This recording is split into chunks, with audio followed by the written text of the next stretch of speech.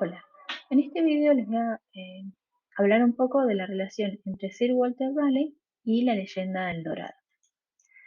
Según Ale y Polió, el aporte europeo a la construcción de la geografía de América desde 1492 se va a construir una relación dialéctica entre ficciones, mitos y realidades.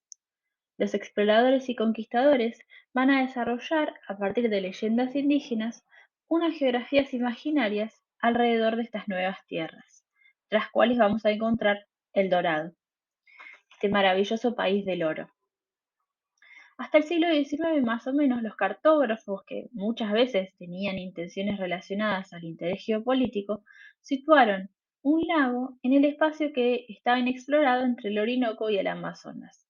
Este lago es el lago Parima.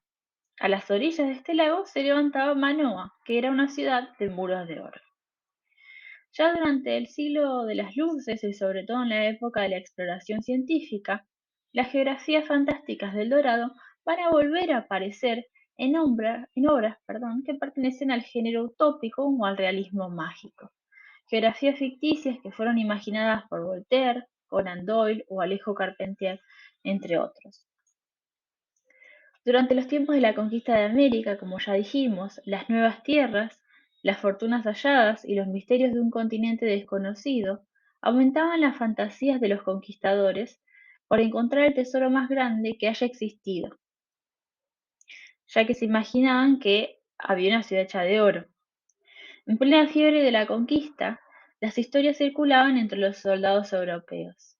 Eran historias que se alimentaban por la codicia que despertaban las joyas, las piedras preciosas y la imaginación sedienta por encontrar una ciudad de oro.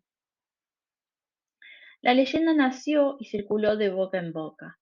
Se formaron numerosas expediciones para buscar este país de oro, que luego, con el transcurso del tiempo, se transforma en el refugio de un legendario emperador, el Hombre Dorado.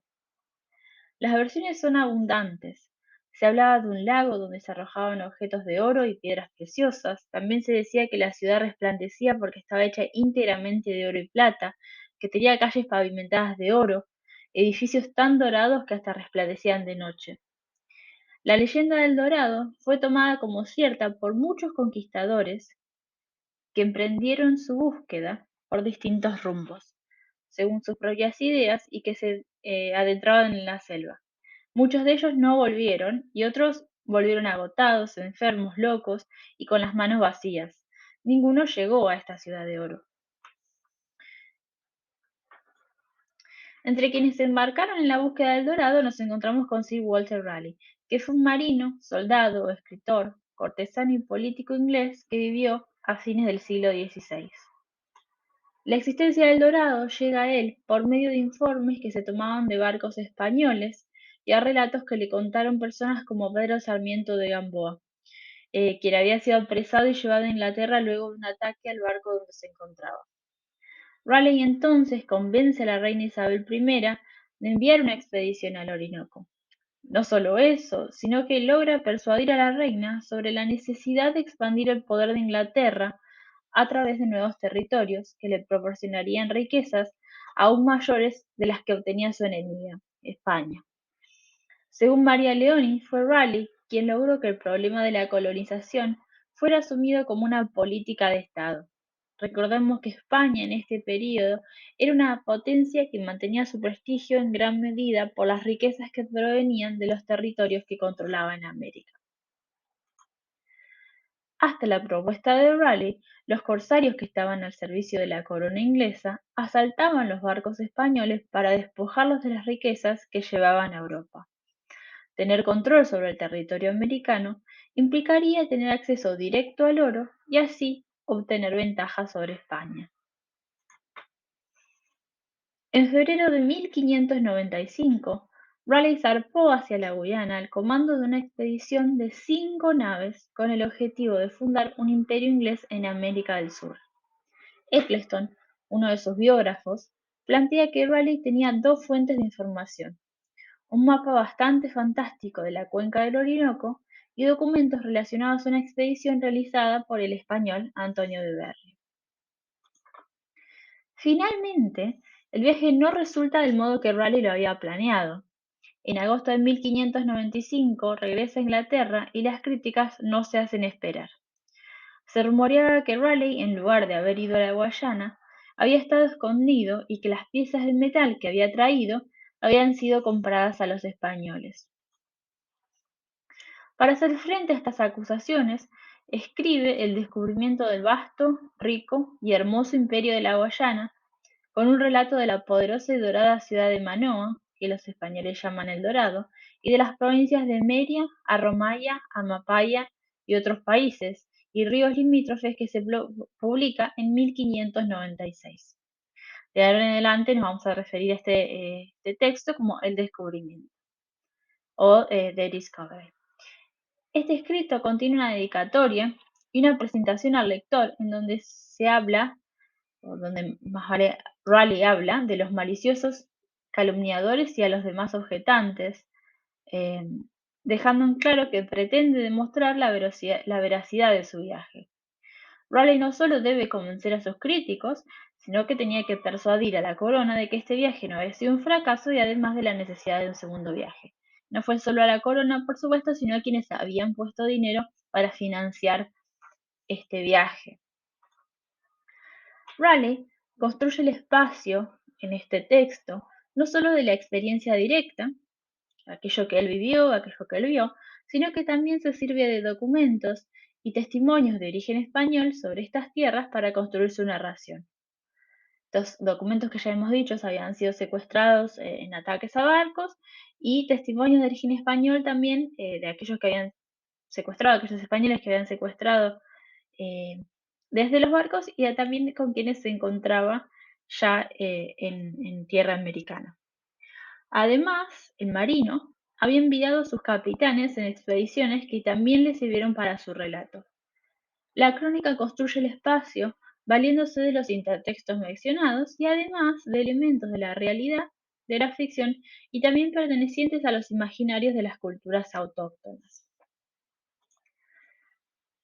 En la configuración del paisaje, en el texto vamos a encontrar tópicos de la literatura hispanoamericana que se inauguran con las crónicas de Indias, como por ejemplo el tópico del oro, el de la abundancia, que encontramos en Ortega de 1992, el tópico de lo maravilloso, que trata Cell en un libro en el 2002, y el paraíso terrenal o Vergel, cuya explicación podemos encontrar en un texto de Escobar de 1993.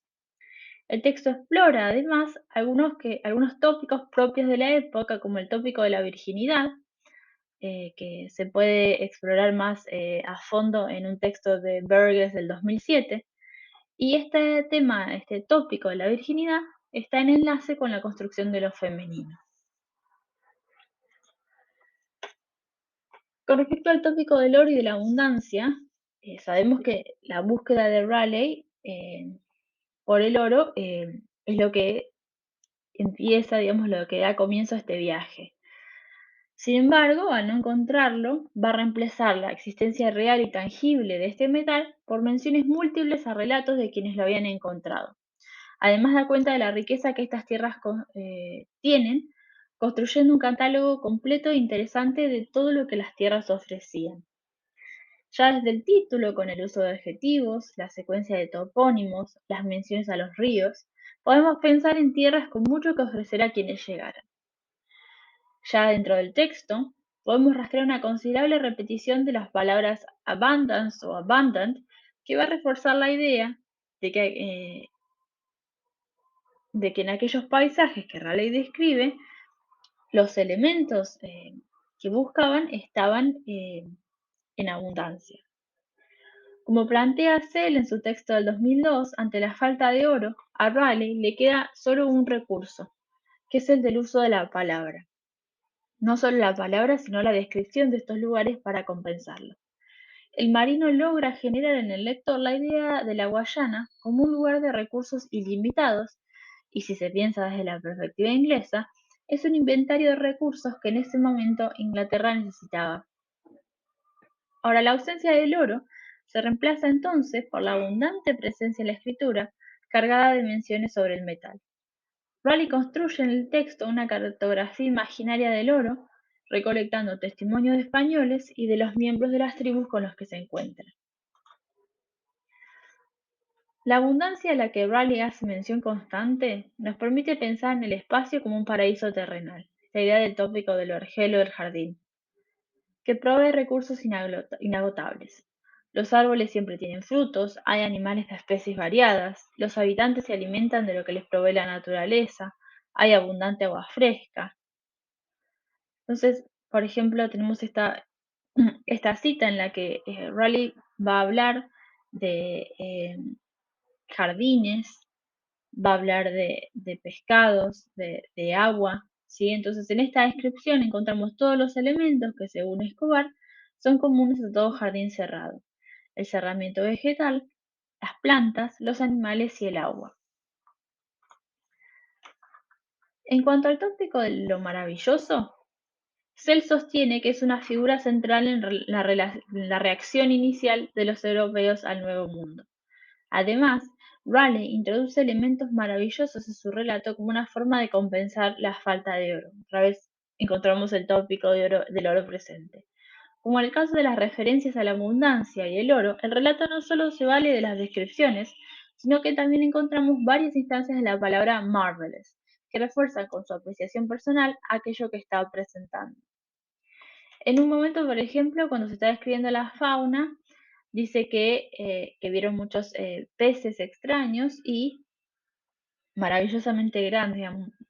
Entonces, una vez más, utiliza esta idea de lo maravilloso, marvelous, para hacer un refuerzo de aquello que está viendo. Este tópico, como el resto de los que ya nombramos, se desarrolla con instancias en donde Raleigh es testigo, es decir, lo que ve, como en esta cita que acabamos de decir, y otras en las que reproduce relatos, como en el caso de la mención a los Ewaipanoma, en esta segunda cita, que son seres descritos como figuras antropomórficas que carecían de cabeza, pero con su cara en el torso y sus ojos en los hombros. Además, en The Discovery, la mirada del espacio también está filtrada por la concepción de lo femenino.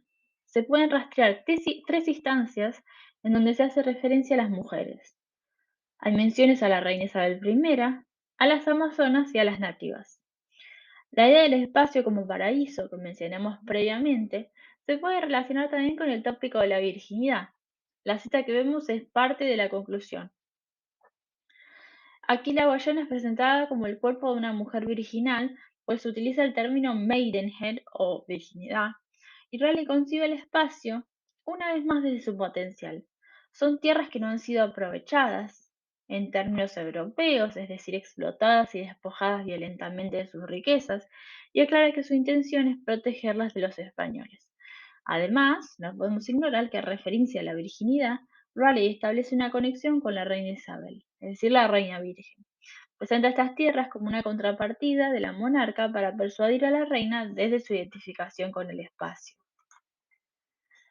Ahora, todos estos tópicos que fui mencionando de forma separada, es importante que aclaremos que en el texto no van a estar separados, sino que se van a presentar como un entramado que le va a permitir a Raleigh describir el espacio de la forma más conveniente y atractiva posible, en especial a los ojos de la reina.